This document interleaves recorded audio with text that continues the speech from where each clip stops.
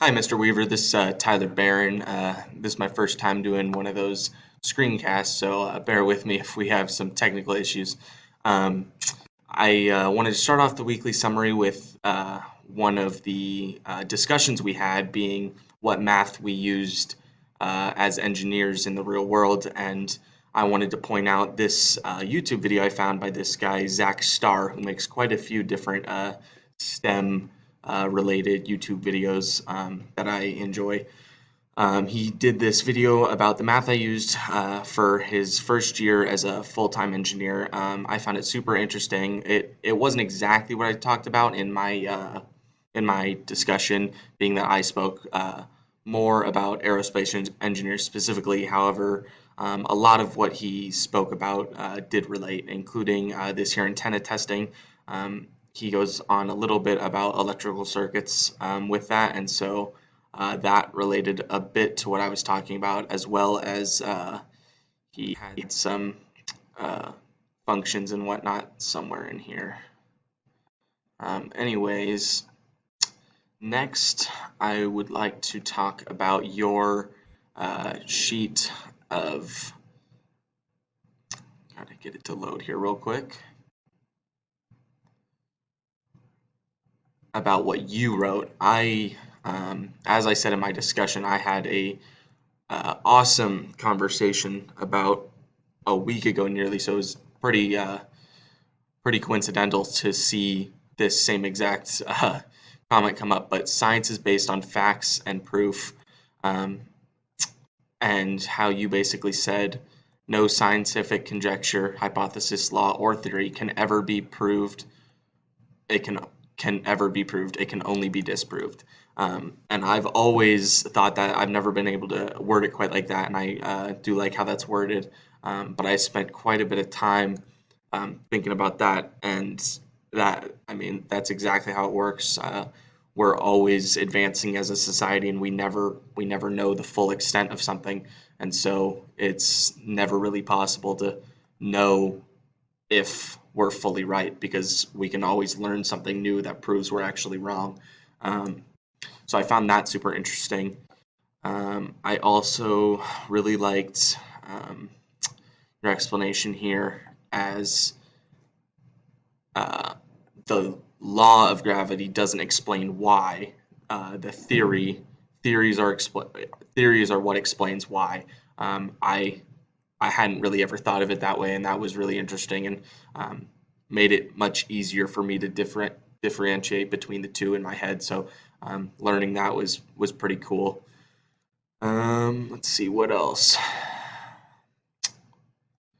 Um, if we take a look at Excel, I've had a little bit of experience with Excel. However, this things to know document will be super helpful in the future for any time we're using that, as well as the Excel chart types. I've got that downloaded right here actually, and I looked through that and using that as a reference throughout the semester will be pretty helpful. As for Logger Pro, I currently still use, I'm not on my Chromebook right now, but currently my main learning device is Chromebook, and Chromebook, it doesn't support Logger Pro. So I'm hopefully getting a new computer here soon that will be able to run Logger Pro. Until then, I don't have much experience with it. My chemistry class does require it, or not require it, but my chemistry class does use it in our virtual labs, and so I've watched people use it. So I understand it a tiny bit. However, I do not know the full ins and outs of it. So once I get that new computer, I'll be able to look into that a little bit more. Not sure why this isn't showing up. Oh well. Um, Lastly, the Instructables. This was probably what I spent the most time on throughout the week. I spent quite a few hours working on this. I'm just designing it to get it the exact specifications I wanted. Um, but I ended up actually doing my Instructables, uh, not just finding one that I would do, but completing it too. I have been wanting to get a ottoman in my room, mainly for the chair I sit at when I am uh, using or playing any video games. Sorry about that. But I found this on Instructables, and it's basically exactly the height I needed. Basically, these two red ones right here, exactly what I wanted. Um, and I read through this Instructable, and I thought this would be a pretty fun project to do. I modified it a little bit to get a little bit better cushion, other than just like some pillow stuffing or anything. I used memory foam, and the way I attached the sheet and whatnot is a little different.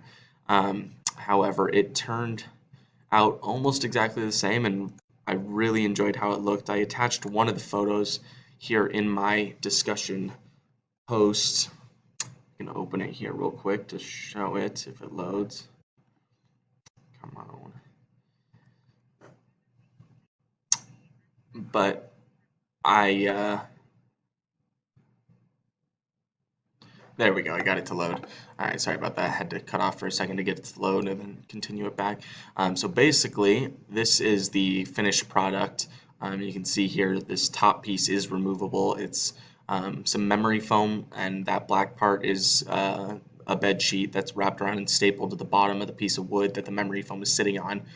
And then the bed sheet around the tire wraps all the way around the bottom, and so because of that, it creates it is soft, however, but it does create a bin type structure. The hole doesn't go all the way through the tire once you lift it off. So once it's set down somewhere, that's a great place to store something.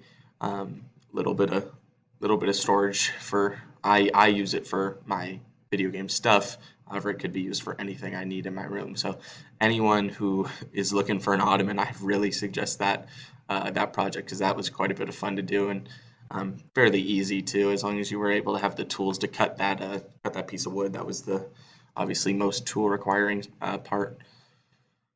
I do have some other pictures of it here, I believe. Yep, here we go. So this is the view of it without the top. So you can see here there's staples, and there's also some glue on the other side of it that holds it in. And then later on in the project, I actually took this extra part and I tucked it under and glued that to save space. This is the underneath side of the top, so it's stapled in there. You can see that's the piece of wood.